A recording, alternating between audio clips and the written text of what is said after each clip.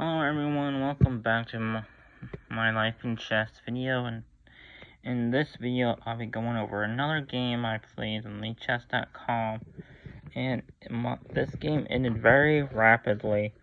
It ended in 8 moves, so it's half the moves played in my most recent video, and if you haven't seen it yet, I highly recommend you watching it.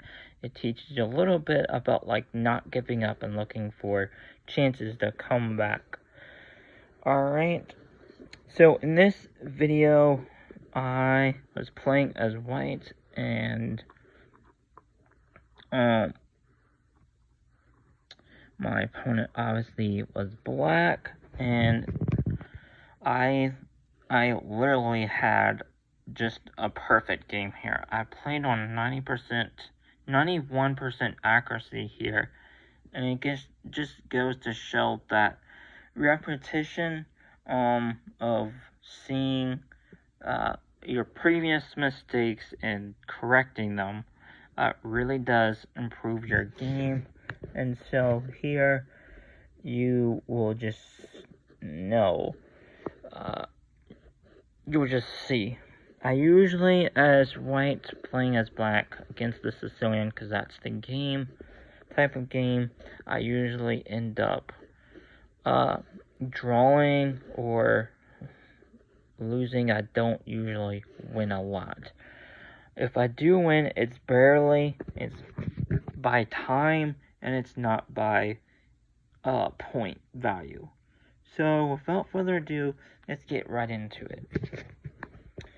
So I played e4 here, they played c5, and so just basically the Sicilian, and then they played d6, and here I just keep developing my pieces. I played c3, I closed it, so it's a closed Sicilian,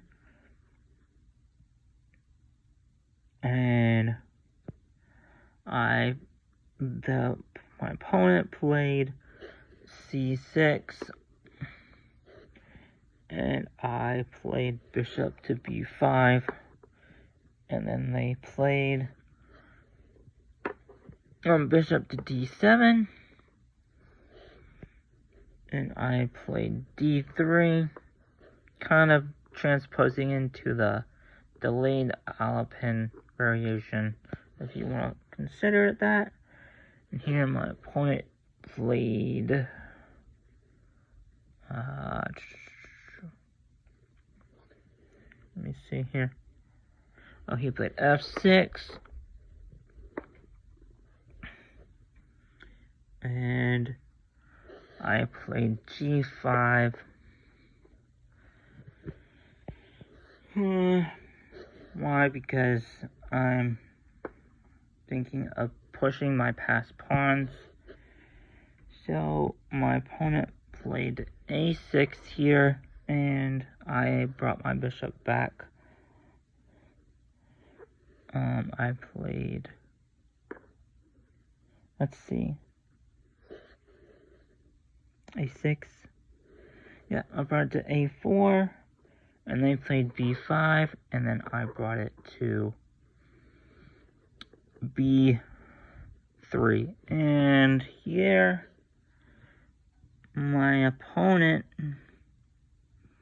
for some reason or another, after I played that, played, let's see,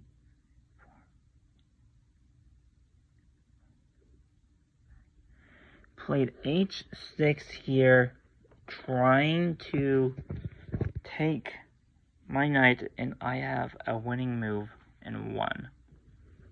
And as you can already see it, my opponent just blundered the game already on move 6.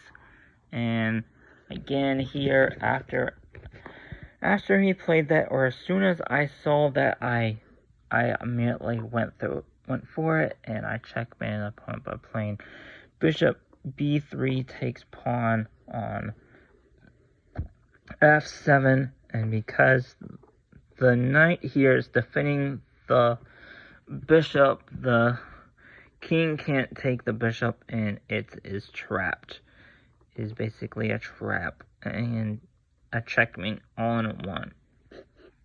And this is just pretty much really, I think this is like the best game ever when you keep all the pieces on the board, basically, because all I did was take the pawn on f7 here, and that is it. Every other, the minor pieces are still on the board, and pretty much all the pawns are on the board except black's f7 pawn here. And yeah, that was the only big mistake they did, which was the biggest, because what they should have done here, instead of playing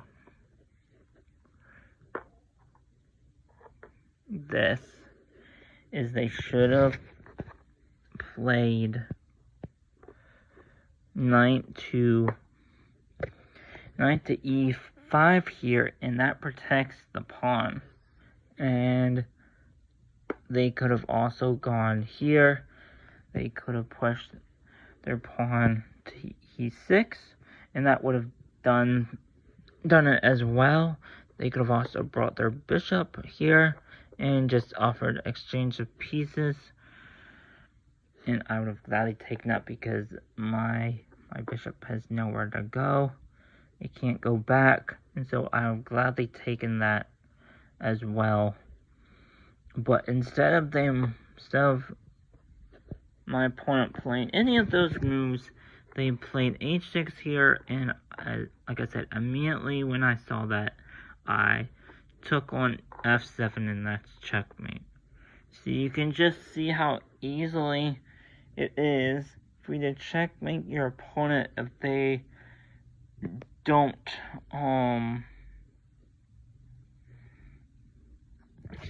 if they don't think what's the best move, and they just play around.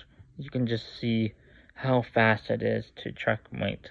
And the best way, like my YouTuber says, is to checkmate your opponent with the most pieces on the board, because that is the best way to do it. And I agree. So when you're playing the Sicilian as white, always look for moves, optimal moves, the best moves. In every position, you might find yourself in the same position like I was, and checkmate your opponent on 6 moves.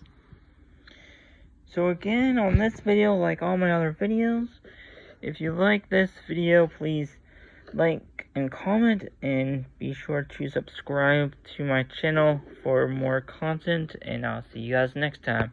Alright, bye.